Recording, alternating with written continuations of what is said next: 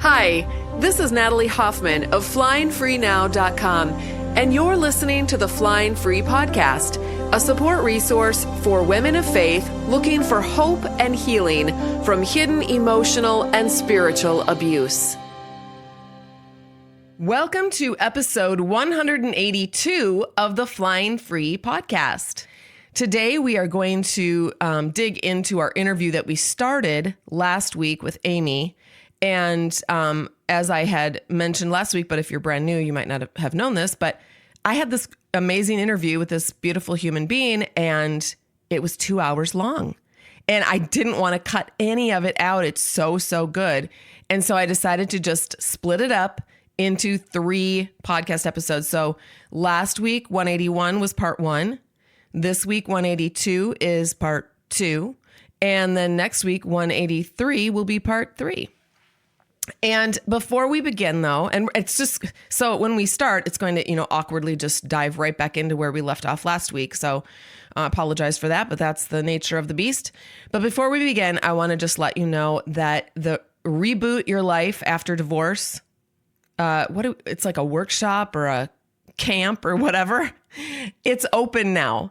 And if you go to flyingfreesisterhood.com/reboot, you can register. So what it is 5 days of getting together with me for 90 minutes every day, starting August 29th through September 2nd.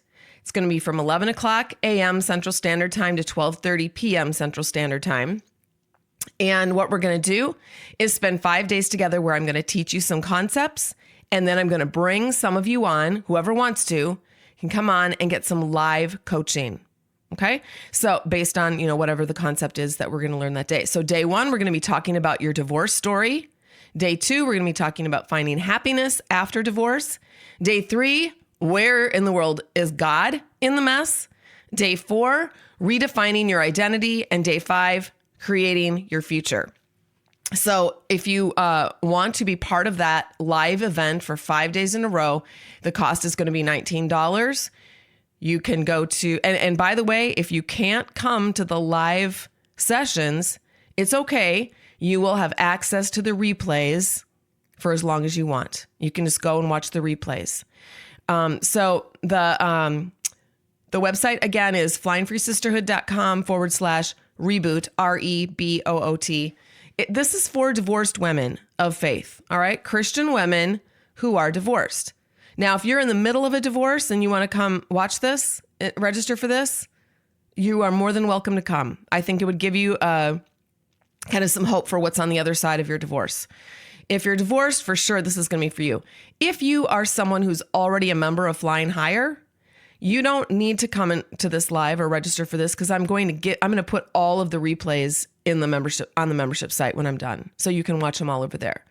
The only reason you'd want to register for this is if for some reason you want to be there live, then you're going to need to, pay the $19 and then you'll get access to the live. All right. It's going to be on Zoom and you won't have to show your video or anything. It's very private. Unless you're going to get coached. If you want to get coached, then you will need to be in a location with high-speed internet. You'll have to be able to show your video, and I'll have to be able to hear you, right? So we're going to move into our interview now. And just so you know, I will just briefly introduce Amie, but I introduced her a little bit in more detail in episode 181. But Amie has been a longtime member of Flying Free and Flying Higher. She's a very active and contributing member. She has been such a blessing to the people in our group, and she is an incredible human being. And I gave the ladies an assignment, the Flying Higher ladies an assignment, to write down many of the old thoughts that really kept them stuck for so many years. And then alongside of those old thoughts, to write down some of the new ways that they're thinking and believing since they have done this personal development work in Flying Free and Flying Higher. And so Amie took this assignment very seriously, and she sent back her list, and it was so incredible that I thought, I've got to share this with as many people as possible because I want women to understand and to see what is possible if you do this work. And so I decided to have her on the podcast There is going to be a PDF download in the show notes that you can download and you can see her thoughts side by side. But without any further ado, let's dive right back into the interview that we left off at last week. So another old thought was, I believed that if I spoke words of concern to someone who claimed to love me, that they would take my words to heart and God would use those words to change them. And I realized this through counseling. This is what my counselor refers to as playing the role of the Holy Spirit. So my new thought is, I learned this. I learned that this is not a good thing the very, very, very hard way. Yeah. So I believe that this is the work of the person with the Holy Spirit to be convicted of destructive patterns. I do not have the power to convict. So, and I think this is often why we become very desperate in relationships, because we think it goes back to that. If I say it the right way, and, if you love me, you'll change, and, all that, we just become very desperate. Whereas when we speak words in truth, right? We say clearly, what does Brene Brown say? She says, kindness is, or clarity is kindness, or vice versa. Anyways, so we speak truth in love, and then we let the Holy Spirit do the rest. And whether they hear you or not, it's not up to me. Right. Well, and sometimes what we think is the truth sometimes isn't actually helpful for them in that moment anyways. You know what I'm saying? They're not there yet. They're not ready to hear that yet. And it's not, I know for me, I used to think that I kind of knew what was best for everybody else, Well, yeah, that's how yes, totally. Yeah. Yeah. Cause I was like, I'm a good Christian. I read my Bible. I'm a homeschooling mom. I know what's right and what's wrong. I've been reading my Bible since I was 7. And that person obviously doesn't. And if they would do what I know is true and right, then their life would be so much better. And so I would make sure to let them know, because I loved them. And I genuinely did love them. It was motivated by, I had good motives. And again, we're really, there's a theme kind of playing out here.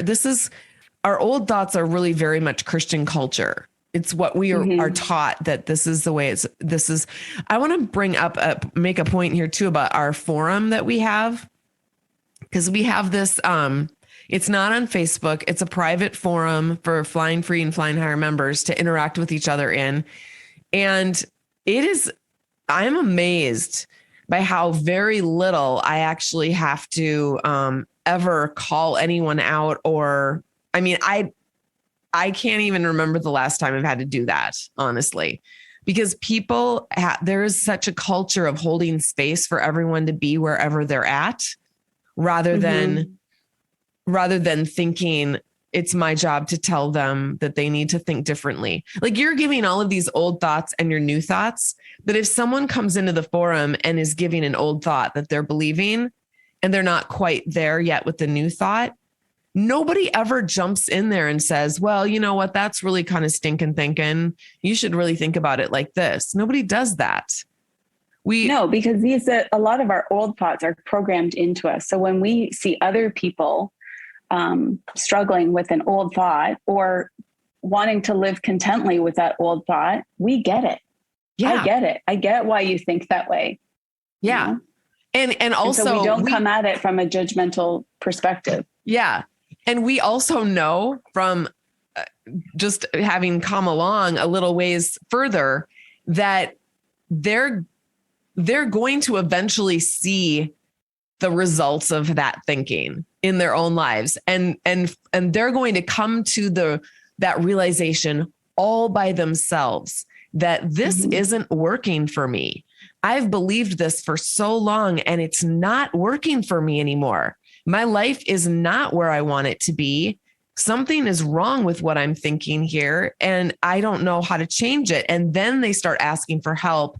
And that's when we can start offering them, just offering, not saying, well, you should believe this or you should believe that, but just offering them ideas. Like, what if what if this little part of what you're believing isn't even true? Is there any evidence that you might be able to find in your life to say that that's maybe not even true?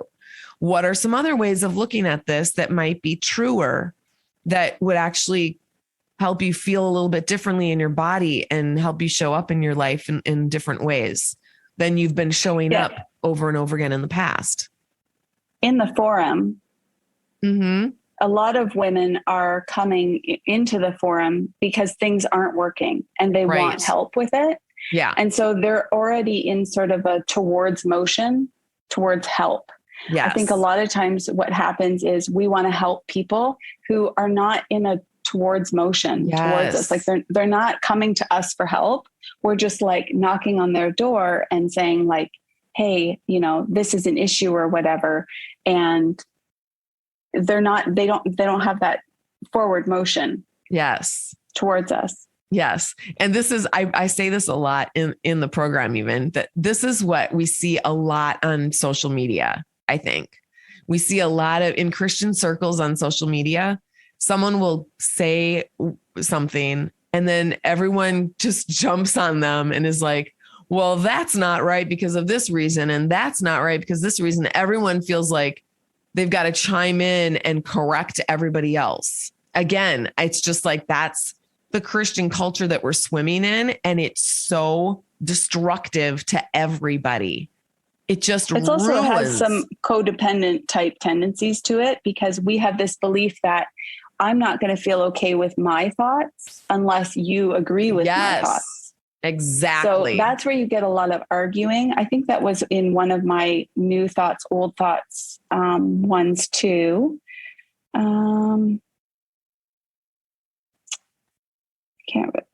Which one is it? Okay, so this one, old thought, was the last one that I had, was every conversation with my husband, children, or church needs to come to a consensus, common ground, and resolution. That's what people are doing on Facebook, right? That's what we do when we engage in a conversation with people. So this resulted in me engaging in long circular conversations, often with little to no resolution or landing on common ground. My new thought is, it's important for each person in the conversation to be able to express their thoughts and to be heard. It's important for each person to express their thoughts and listen to the other person's thoughts.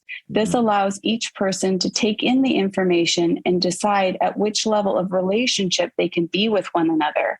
It's okay to have differing thoughts about things.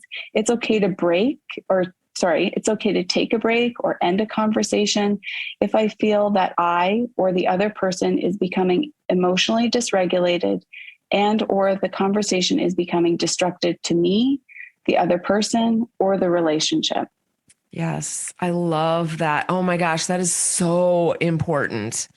Because we're just out there trying to get our thoughts across. This, what you see on social media is everyone's trying to get their thoughts across and they're just destroying each other.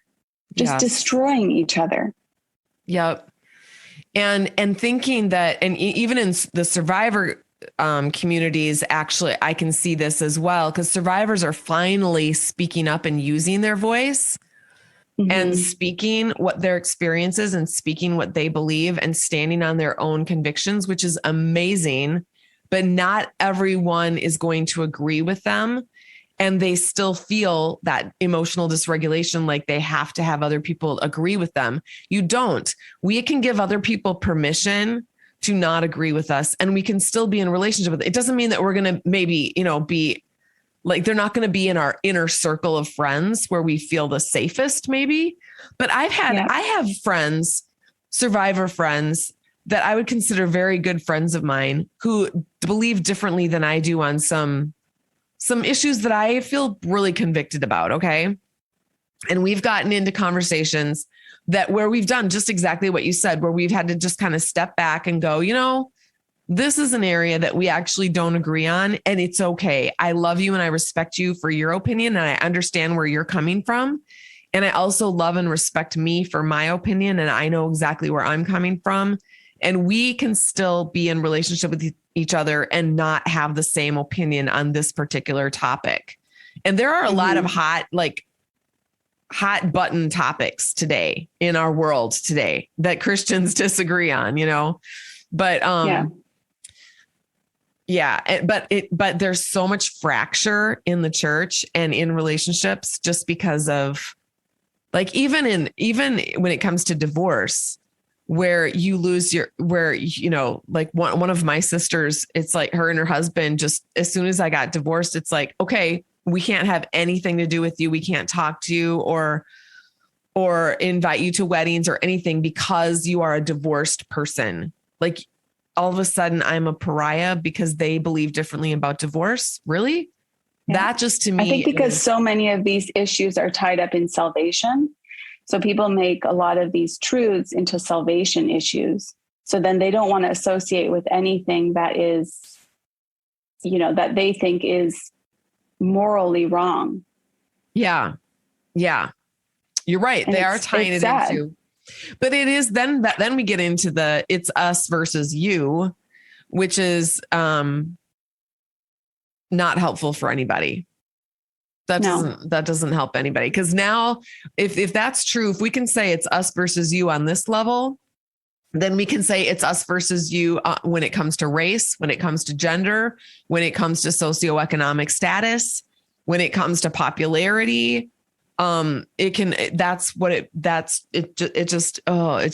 such a mess. Our world really is in such a mess. But what this is today, this particular episode, I'm just going to have you, I might even split this episode up into two, because I just think it's so I'm just important. Looking at my list. I'm like, oh, that's such a good one. Oh yeah, that was a good, like, just as you're talking about different things, like you're talking about your sister and, one of my old thoughts was like, if you love me, you'll support me by agreeing with all of my choices and being able to emotionally support me in my journey. That was one of my old thoughts. And I had so much resentment towards people who were just not capable of being that for me. So how did you change that thought?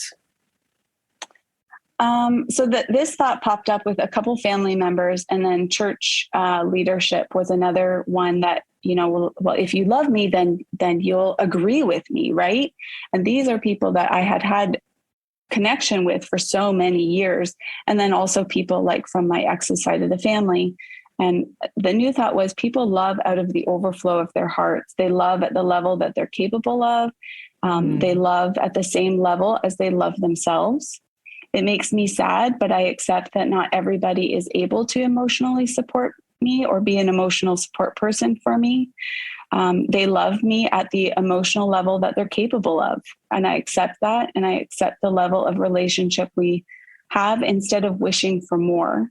It can be sad and I can grieve what I had hoped the relationship to be, but I no longer push and manipulate myself. So I don't change myself to be who other people want me to be. I work on that.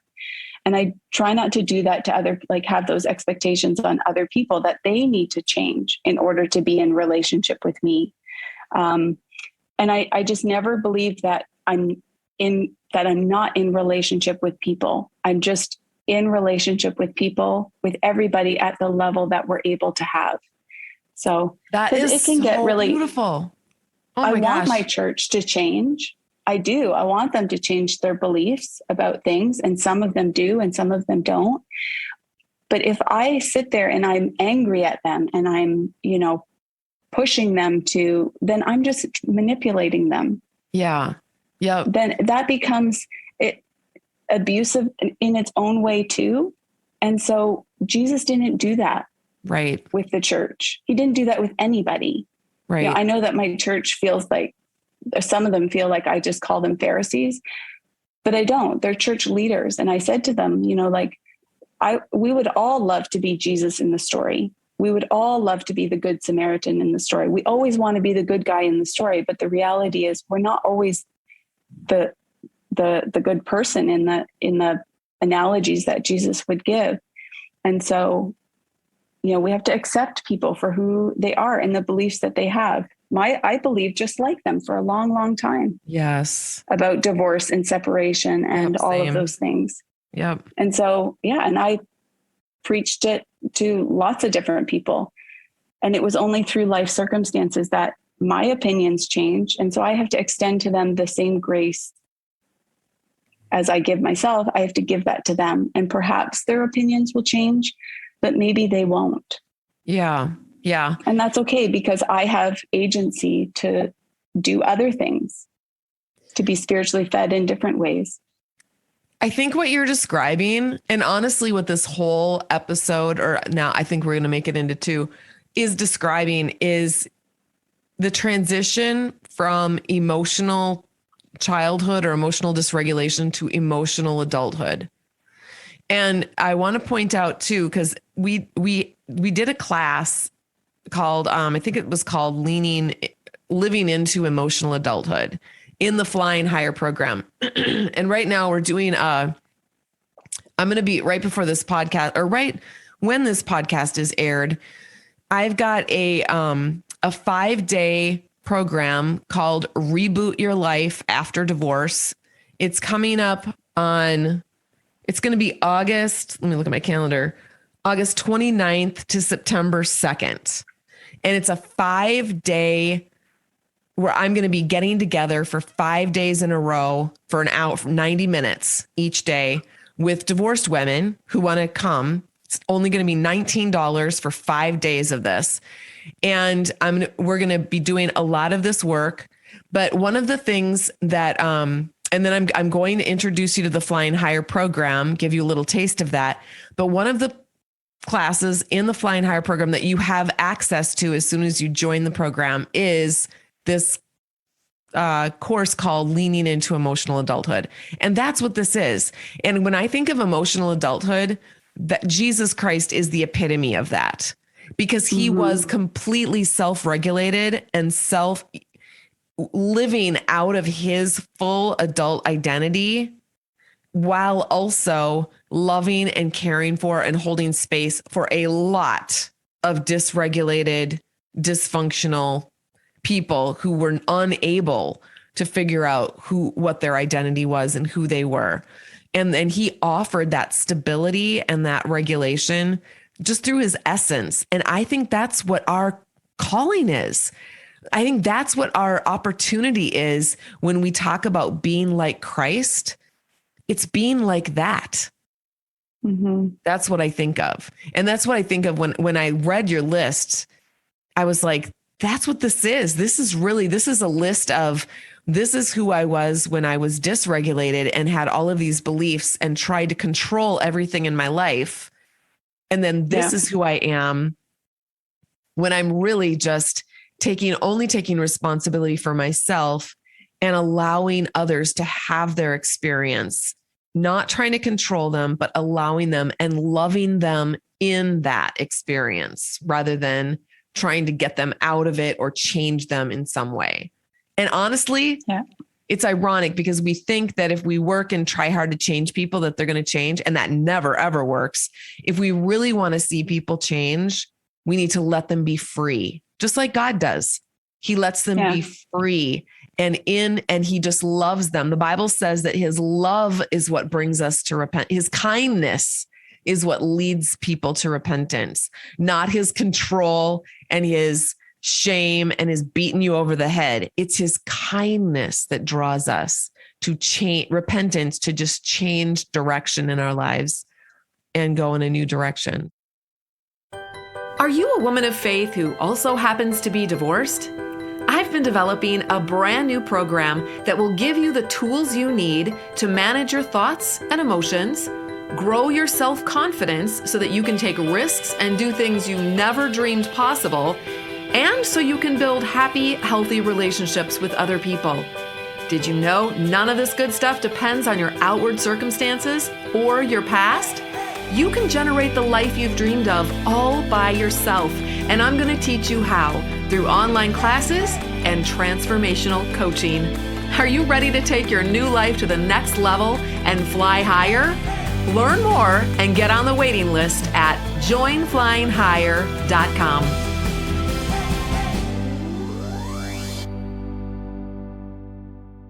Anyway, tell us another one. Well, do you have any thoughts about that, or?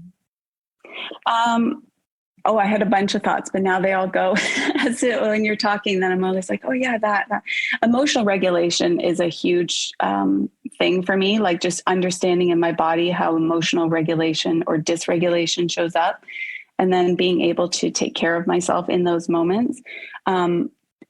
Differentiation too is another term that is really helpful. Like it's such a beautiful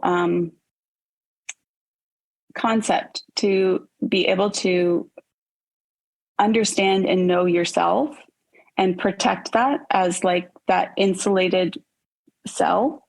I think we learned that in the course, like we are there. And then when we are a healthy cell, then we don't allow other things to come in. Like we protect ourselves from other things hooking us out of,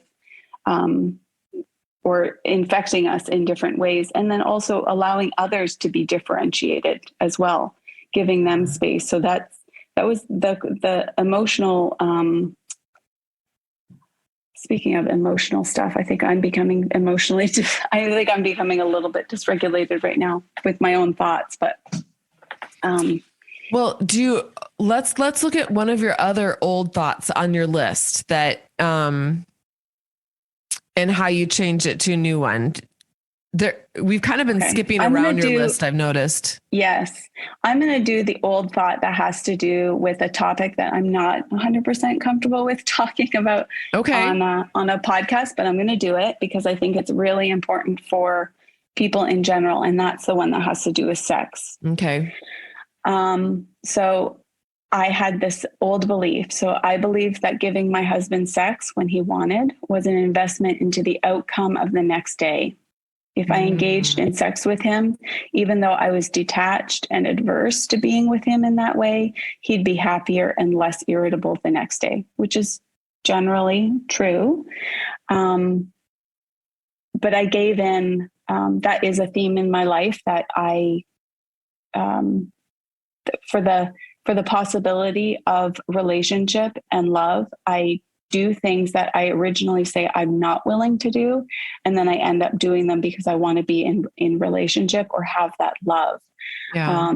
And so using sex or intimate relationship with people, giving people what they wanted, was a very destructive pattern that, I didn't have a lot of partners, but the partners that I did have, that was all part of it. Is I would say no, but then somehow I would get to a point of yes, just because I didn't want to risk being rejected or angry, someone being angry with me. Yeah. And so my new thought is really beautiful. And it is, I am a beautiful daughter of the King of the universe, and giving my body in the hopes of a good day is degrading and disrespectful to myself. I honor and love myself and only give myself mentally and physically to those who desire true intimacy. And my counselor explained intimacy as into me see. And so a lot of times in destructive relationships, your partner you're not able to show up in your relationship 100%, right? There's parts of you that you have to hide. You feel, you know how destructive relationships work, right? And so we can't show up as ourselves. We have to be perfect. We can't make mistakes. Otherwise there's anger involved. We can't say no. Otherwise we'll be labeled or we'll be badgered or we'll be coerced.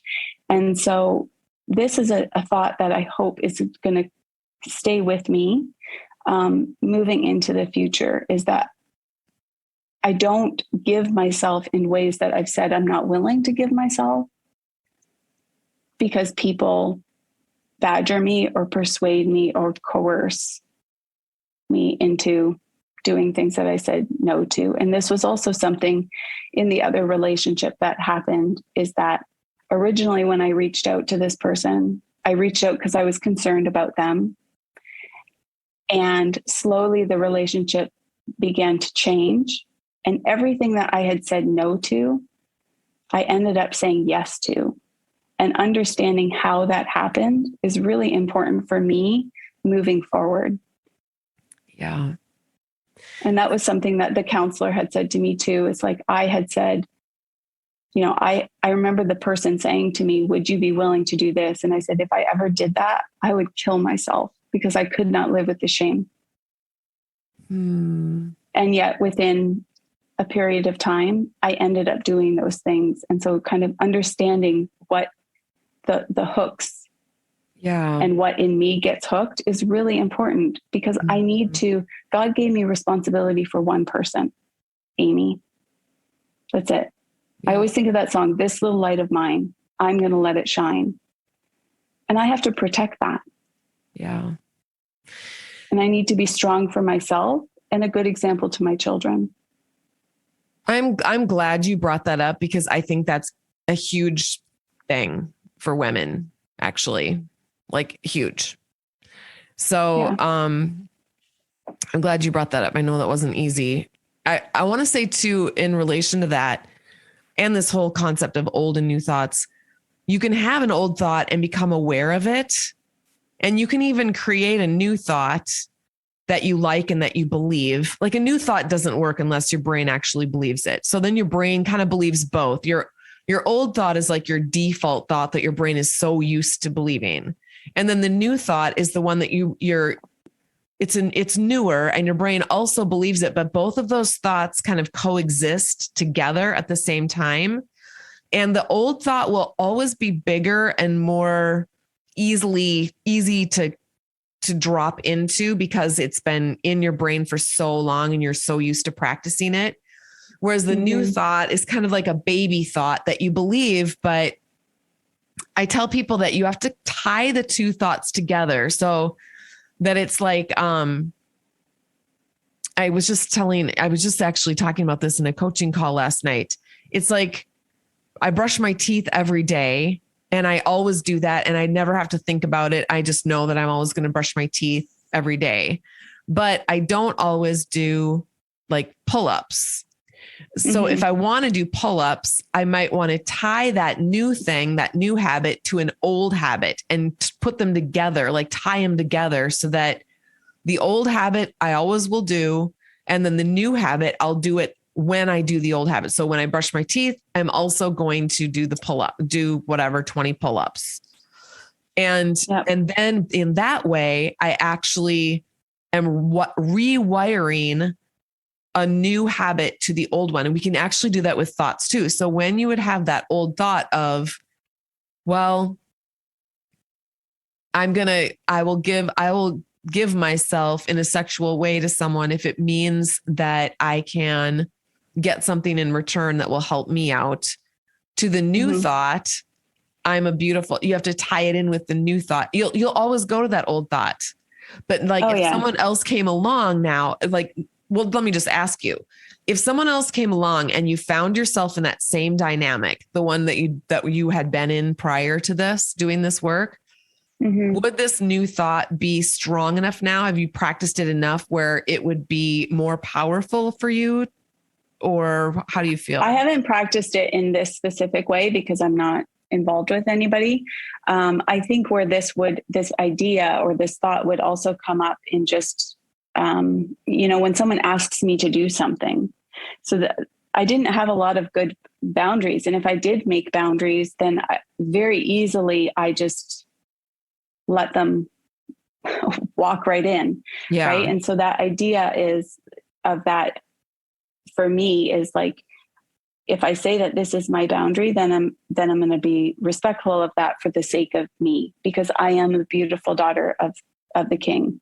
So like, if I am in a situation where someone starts calling me names, then I'm going to respectfully step out of the conversation to protect myself in that same way, in a sexual way. Like this showed up in a sexual way within the relationship, but anytime I would have a boundary, it was very easily crossed. And I have to work on that, on having like a boundary that actually stays.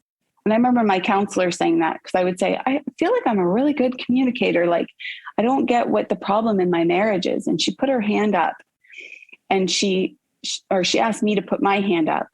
And then she put her hand against mine and she pushed it over. And she said, okay, now I want you to resist. And then I did. And she goes, and that's your work to do. You're good at setting boundaries. You're good at saying, no, I won't do this. But then how do you get to a point where you're doing things, where you give in, where you're, and that is the work that I had to do.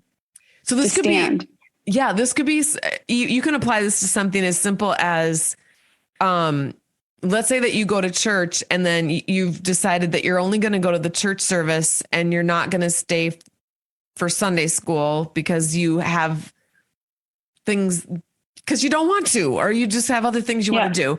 And then someone says, we want you to, like, after church is done, we're wondering if you could be in the nursery, serve in the nursery. And you put your hand up and say, this is like, I'm going off of that illustration. You put your hand up and you say, well, I'm not going to do the nursery because I've got other things I want to do. Well, what are they? Well, we really need you to do the nursery. We need everyone to step up and volunteer. And this is like a way that you could do it. And we really need you. And it would really help these people. And then you don't resist. You just are like, okay, well, I guess I could do that. Totally. Another good example for me is if someone comes to me and they say, do you want a piece of cake? And I say, no. Then they say, oh, but look at, so-and-so made it and you can eat it. And then I like right away, I just feel like, I should take it. Like there's so many examples of that. But I think for women, all the way from the age of 30, or even like in the abusive relationships that I had as a child, like the sexually abusive dynamics, it's, people, they would come to me and they would say, would you do this? And I would say no. And then I would end up doing it. Yeah. Yeah. And I need to have my own back. It's like that moment where you looked in the mirror at yourself and you said, I have your back. We want people to respect our boundaries, but in reality, we have to hold our boundaries. That's right. And it's like very that time uncomfortable in the bathroom when I'm saying no more. I'm not doing this anymore. I can't, but it's me. I have to do that. Yep. I want to think that there's, men that are out there protecting me or whatever, but because I believed in patriarchal type culture, but the reality is it's me. I'm responsible for that. That's right. And so these moments will come up, maybe not in a sexual way, hopefully not in that kind of a situation, but there are lots of examples where, you say no, and then someone says, well, you're being very stubborn. That was always a big one in my relationships. Both of people said that I was stubborn. And now I'm like, you call me stubborn, and I know I'm standing, and I'm standing fast, and I'm standing firm. Right. So that's the power of that word is, or another word, which is a curse word, is bitch. That word I hate that word because I've been called it so many times. And now if someone calls me that, then I know they really want what they want and I'm not giving it to them. That is amazing. That is so I have to have good. my own back. We do. We have to empower each other to be that differentiated, strong self. Right. That makes me think of one of my typical old thoughts was that that it was someone else's responsibility to rescue me or to take care of me. And this goes along with that I had to finally realize I'm the one. Like God's called me to be the one who takes responsibility for protecting myself. If I need to be if there's any rescuing to be done of someone named Natalie, that's my job. That's my job. Even if it's uncomfortable to say no to people and to have to say no to them over and over again because they insist, that's still my job to continue to say no to them. Yeah. That's a good segue into another one of my old thoughts. Okay. Was that, did I read that one already about people being angry? Oh, I'll read it. I don't think I did. I believe that if someone was angry or had what I considered negative feelings or emotions towards my choices, that it meant that I was bad and I'd be out of relationship with them. As a result, I capitulated, apologized, and withdrew my opinions or the boundaries that I had voiced or put into place. And that old thought we I capitulated, apologized, withdrew opinions or boundaries because I had bad feelings, right? Like it makes you feel so horrible to say no, or to, have, to stand your ground. And then my new thought is everyone has opinions and thoughts. And if somebody is angry about my thoughts, then it's their responsibility to manage their emotions. I'm responsible to manage my own thoughts and emotions.